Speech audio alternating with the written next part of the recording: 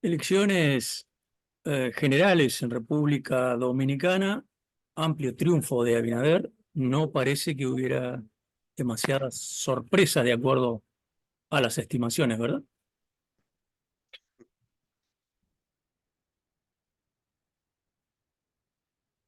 Bueno, interesante que mencionas eso, porque previo a, yo creo que sería útil darle un poco de contexto, de un resumen breve de lo que se transcurrió de la última vez que nos vimos, Mm. relativo a las elecciones de febrero, las municipales, a estas elecciones ya ordinarias, presidenciales, legislativas, que han variado un poco.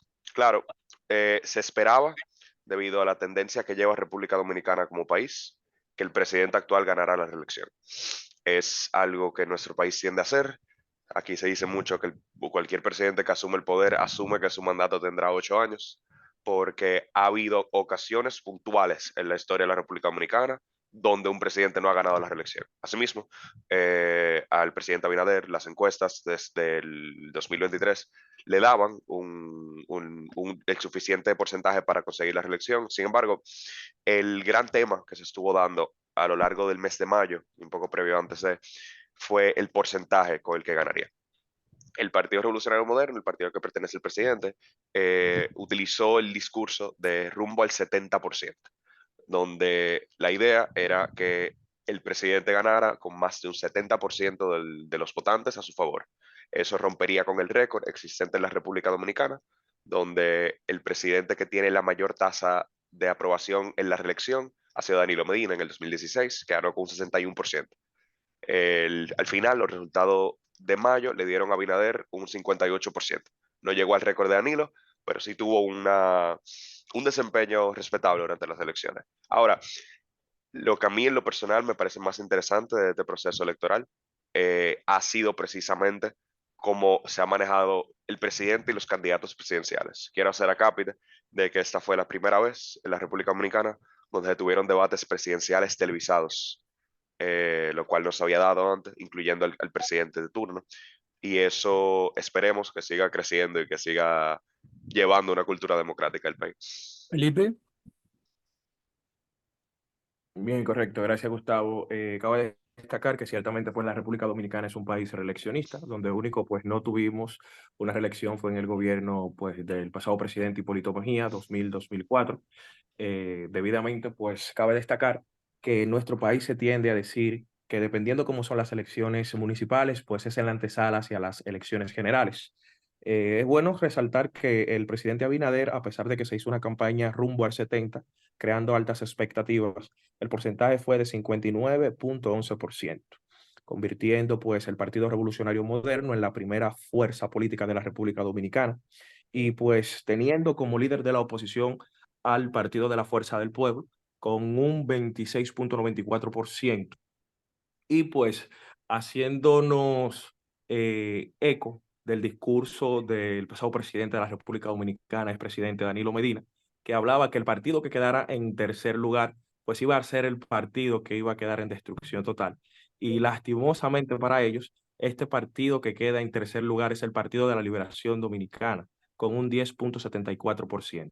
Cabe destacar que nunca en la historia luego de ganar las elecciones por vez primera en el año 1996 como candidato presidencial en ese entonces, el doctor Leonel Fernández, el Partido de la Liberación Dominicana se había visto en esta situación en la que se encuentra actualmente.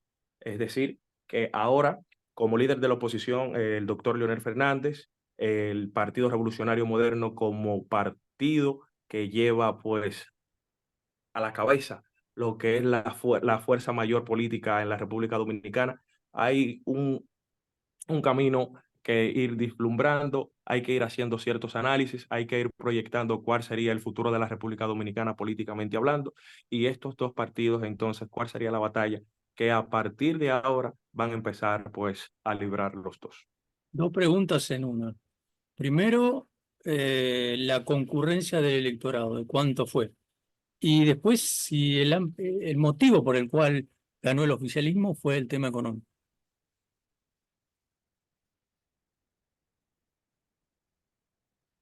¿León? Perfecto.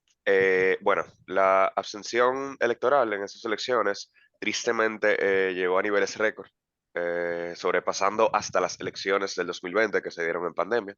Hubo alrededor, si no me equivoco, de un 45% de abstención electoral, generalmente hablando. Y ya se ha dado y se ha iniciado a hacer mucho análisis sobre la razón por la que se dio esa abstención, especialmente relativo a los otros años. La República Dominicana ha tenido una tasa estándar de abstención de un 35 a un 45% siempre, solo que nunca se había visto al tope de esa tasa. Hacia ahora, en el 2024, si uno fuera a teorizar de por qué el electorado decidió no acudir a las urnas, se pudiera argumentar un par de factores.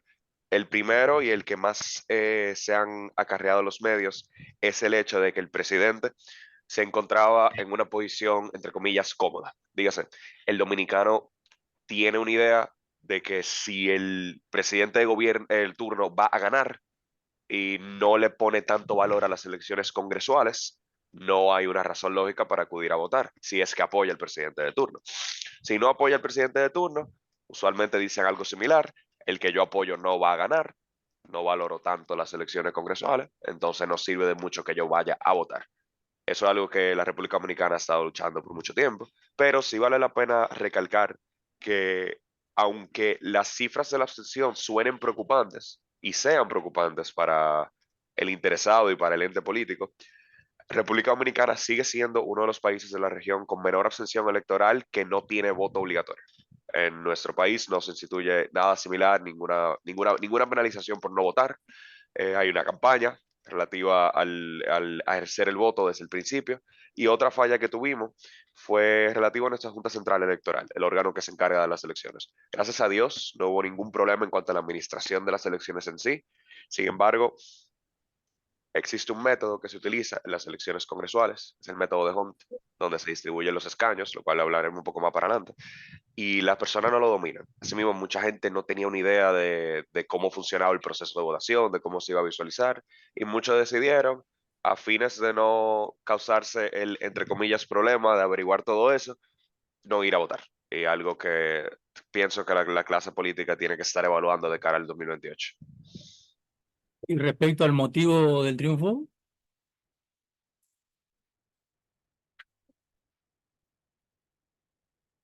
no sé si quería contestar esa pregunta, si no le damos paso a Felipe. No, yo feliz de contestarla. Adelante. Bueno, en cuanto al triunfo de Abinader, hay una serie de factores. Primero que todo, la tendencia general del país, que ya se había mencionado, ya se veía. Ahora, si vamos a cosas particulares del gobierno de Abinader, vemos un gobierno que se asume en pandemia, se asume en el 2020, y el discurso del gobierno cuando asume es el discurso del cambio. El cambio relativo a las prácticas económicas, el cambio relativo a la práctica política, el cambio relativo a materias de corrupción, que siempre fueron un eje constante de nuestros gobiernos, y la forma en la que ese cambio se iba a consolidar. Ahora, el partido de gobierno modificó un poco el discurso del cambio, incluyendo una serie de cosas, dos particulares. Una, siendo la que se usó en febrero, un solo gobierno.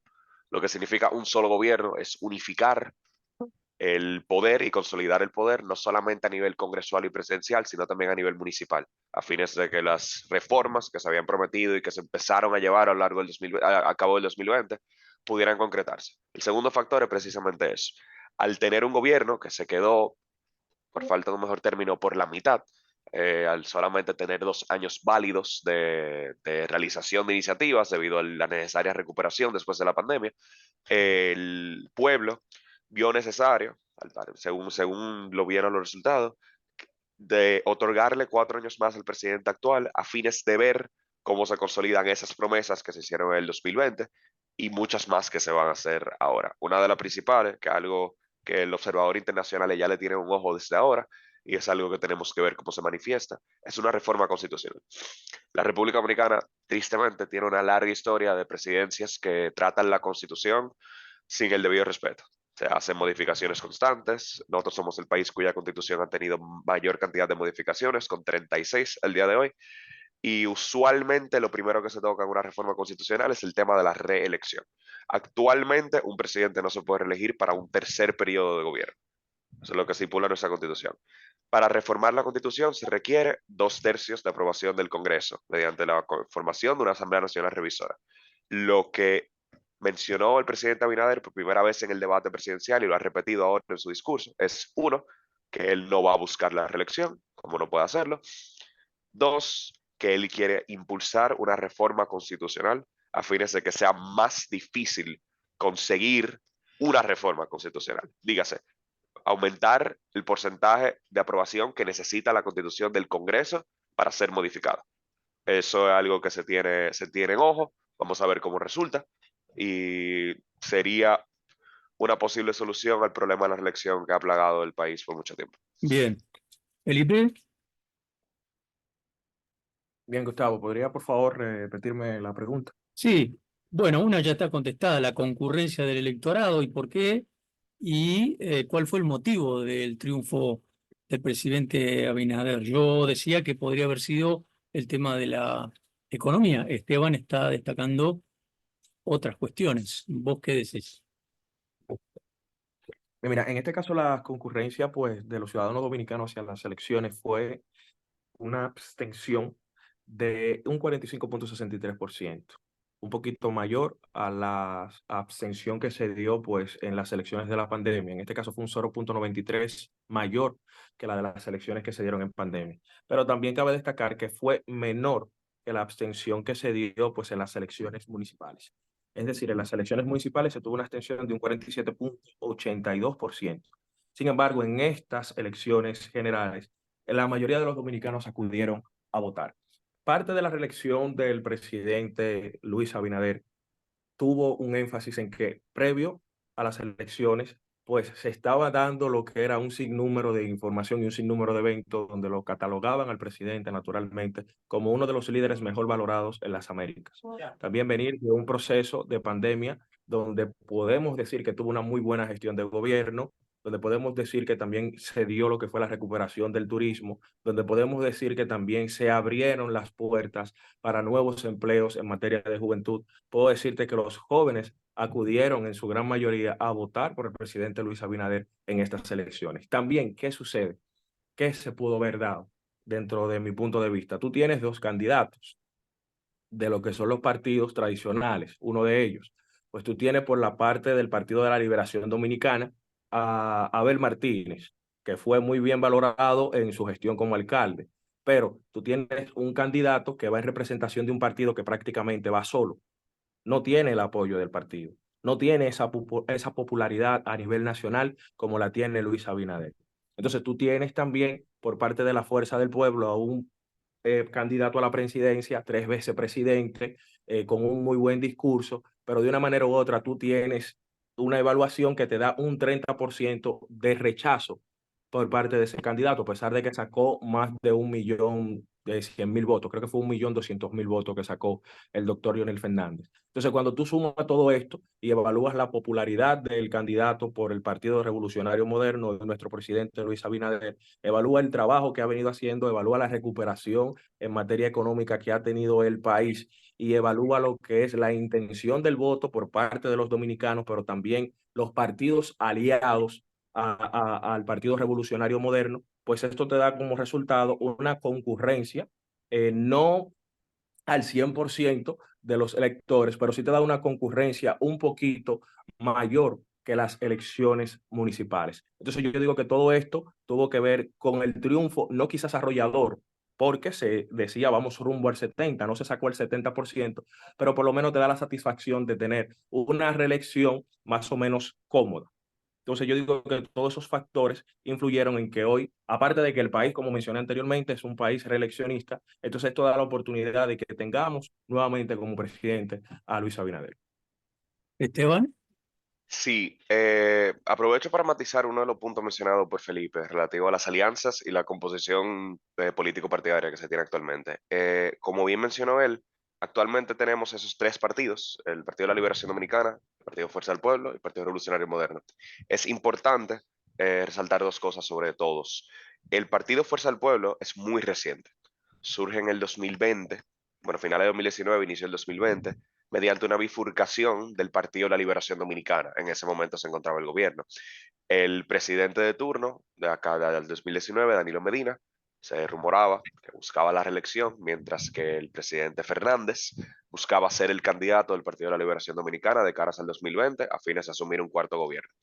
Esa ese conflicto entre ellos, entre ambos líderes políticos del partido, se rumora que fue la razón principal por la que Leonel se cede del partido y funda la Fuerza del Pueblo. La Fuerza del Pueblo, naturalmente, en el 2020 no tiene un resultado electoral como lo que se esperaba en el momento, al menos por las encuestas, precisamente por su falta de organización como partido nuevo.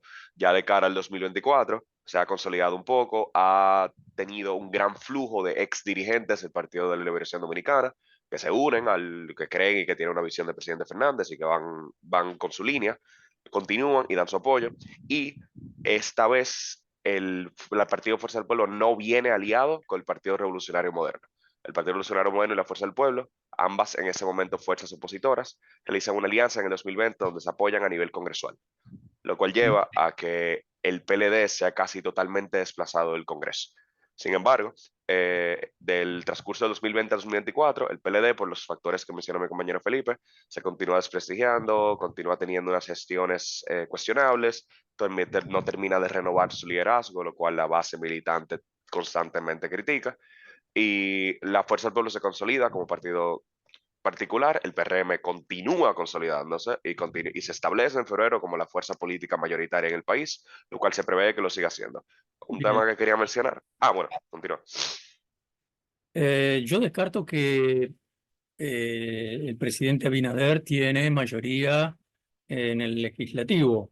La pregunta es si tanto poder concentrado es bueno para el sistema democrático dominicano. Mira, Gustavo, sucede algo. Se puede decir que más o menos se está repitiendo la historia de uno de los gobiernos del doctor Joaquín Balaguer.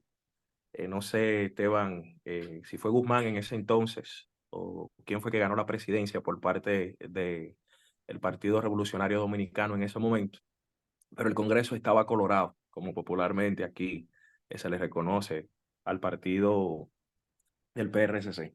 Pero ahora, ¿qué sucede? Tú tienes, a pesar de que tenemos como Partido Revolucionario Moderno, que pertenezco a este partido, pero trato de ser lo más imparcial posible en este tipo, pues, de entrevista o de conversatorio, a pesar de que tú tienes la mayoría en la Cámara de Diputados, pues la Fuerza del Pueblo también tiene un gran número de diputados. No una mayoría como tal, pero al considerarse ya la Fuerza del Pueblo el partido líder de la oposición y tener diputados en la Cámara de Diputados, esto hace por lo menos que haga un balance, a pesar de ser mínimo, ante las críticas que pudieran producirse cuando se vayan a tomar ciertas decisiones en la Cámara de Diputados.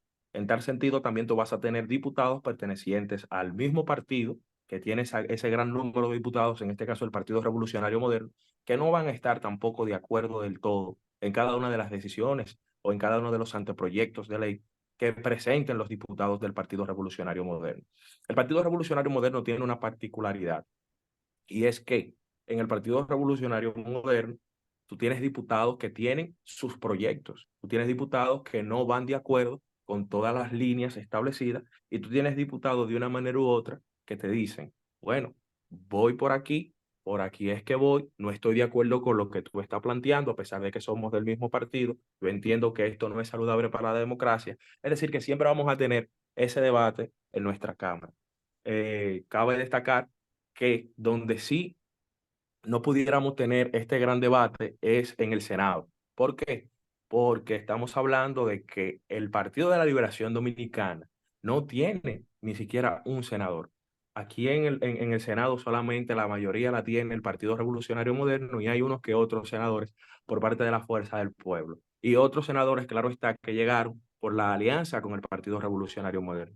Por tal razón entiendo que nuestro país y nuestros senadores y diputados, a pesar de que el Partido Revolucionario Moderno es mayoría en ambas cámaras, se va a mantener este debate, se van a mantener estas opiniones opuestas, y van a permitir que podamos seguir hacia adelante y que se puedan presentar quizás proyectos de ley no muy apegados al 100% a lo que tenga que ver el gobierno en sí, sino a lo que tiene que ver la mejoría del país y lo que tiene que ver la evolución de algunas de las leyes que se deben de modificar para nosotros poder seguir hacia adelante.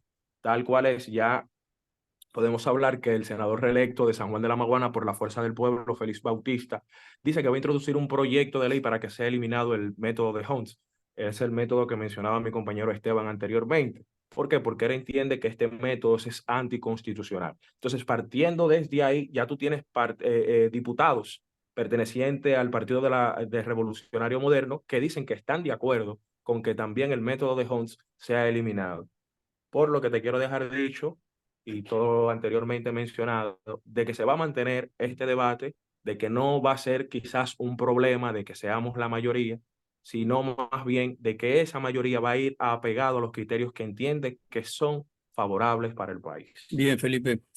Esteban, Sí, argumentando y expandiendo un par de los puntos que mencionaba el compañero Felipe, sí es importante mencionar el hecho de que actualmente nuestras ambas cámaras de nuestro Congreso sí se componen con mayoría del Partido Revolucionario Moderno, pero es importante mencionar que tanto el mismo como la oposición también tienen grandes porcentajes que entraron en alianza. Dígase, el PRM tiene una serie de aliados estratégicos, el más grande de esos siendo el Partido de Justicia Social, que sacó una buena cantidad de diputados, mientras que la Fuerza del Pueblo tiene una serie de aliados, incluyendo el Bloque Institucional Socialdemócrata.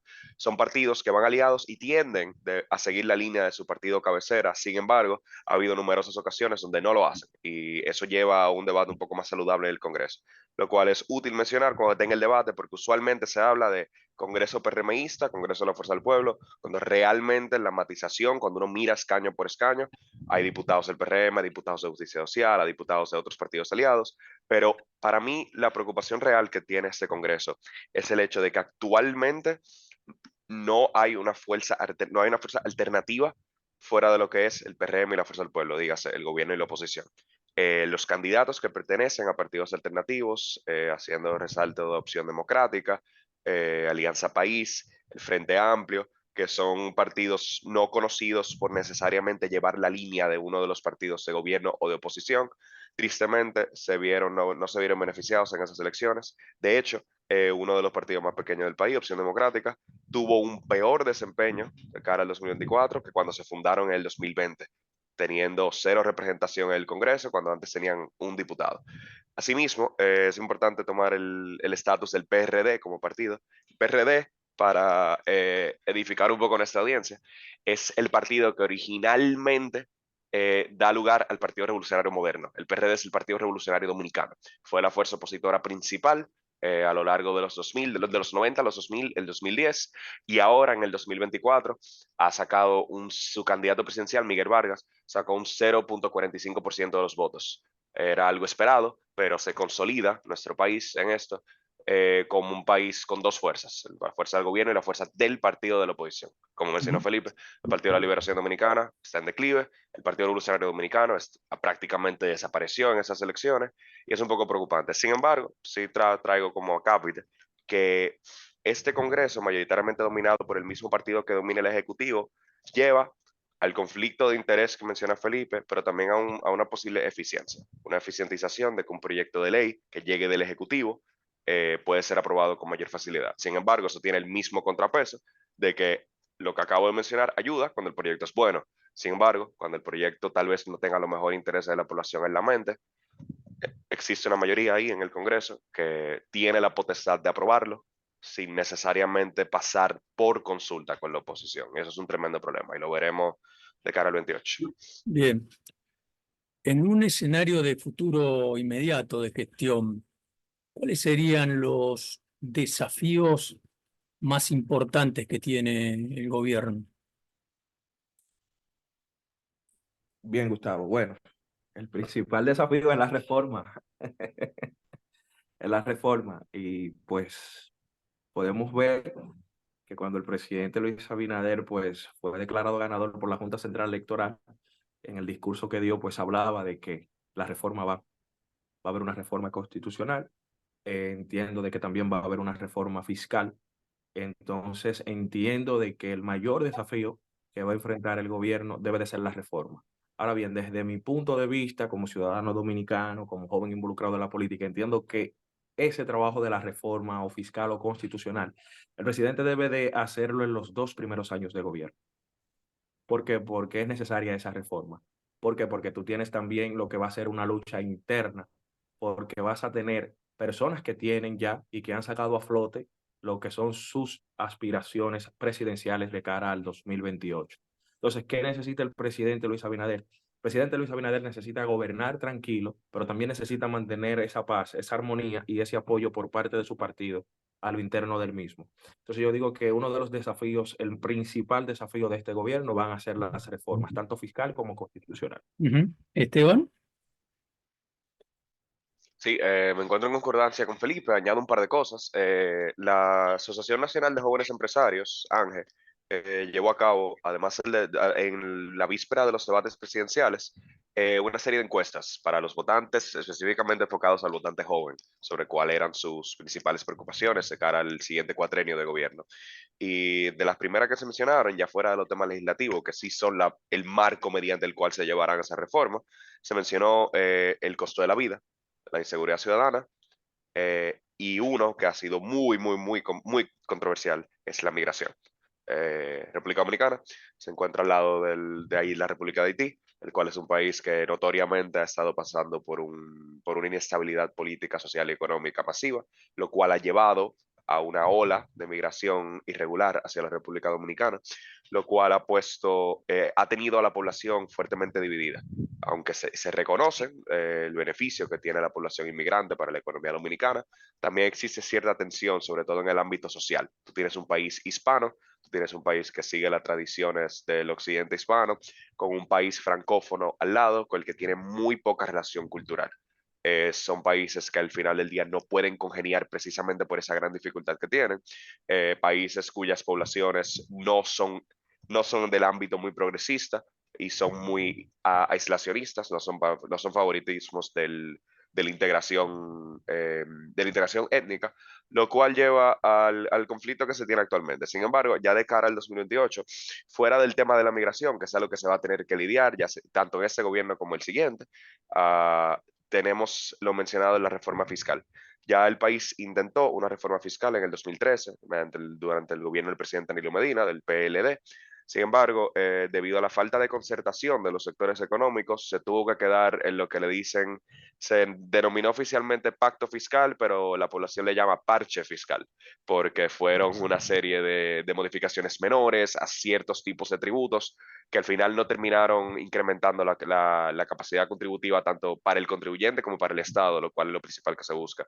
Ahora mismo, ahora que se tiene, como mencionó Felipe, una amplia mayoría y se tiene un tiempo para gobernar, sin una crisis inmediata cayéndole encima, es útil que se tenga una reunión, y ya se está teniendo, con los sectores de interés para ver cómo se van a realizar esas modificaciones tributarias, específicamente en base a lo que es el ICR, el impuesto sobre la renta, y el ITEVIS, el impuesto a la transferencia de bienes y servicios industrializados, el equivalente al IVA que existe en muchos países latinoamericanos, y es algo que República Dominicana tiene una tasa bien alta, del 18%. Esa tasa estaba supuesta a disminuir en el 2015, si el gobierno llegaba a ciertas metas de contribución. No se llegó a esas metas y ya hoy en el 2024 tenemos esa misma tasa. Es algo que es de alta preocupación a la población, y el presidente actual y los legisladores tienen una tremenda tarea de llevar a cabo la reforma legislativa más controversial en la historia de la República Dominicana, que es, y con esa finalizo, el Código Penal. Claro. El Código Penal de la República Dominicana tiene más de 100 años, ha sido amendado, ha sido modificado, pero las bases relativas a los delitos que tipifica y cómo los persigue son extremadamente viejos. Actualmente no se codifica uno que es de alto interés para muchas personas. Existe el aborto tipificado como delito, lo cual ha tenido gran rechazo social y es una de las peleas culturales que se tiene en el país de cara ya al 2028, y hay que ver cómo nuestro Congreso lo lidia. Muy bien. Muchas gracias a los dos.